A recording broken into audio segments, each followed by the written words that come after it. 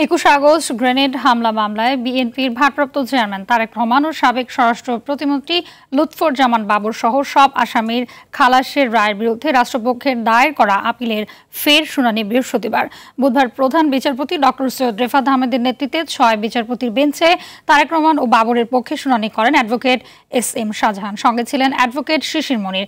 এ সময় ব্যারিস্টার কায়সার কামাল সহ বিএনপিপন্থী আরও আইনজীবীরা উপস্থিত ছিলেন। এর আগে মঙ্গলবার হাইকোর্টের রায় বাতিল চেয়ে শুনানি করে রাষ্ট্রপক্ষ।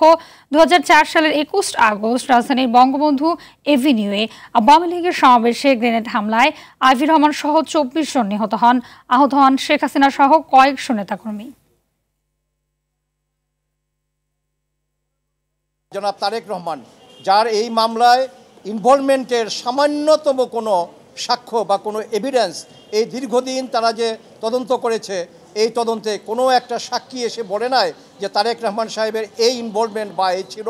এবং এই মামলায় যাদেরকে সাজা দেওয়া তাদেরকে অন্যায়ভাবে এবং আইনের সামান্যতম কোনো প্রতিপালন এখানে করা হয় নাই।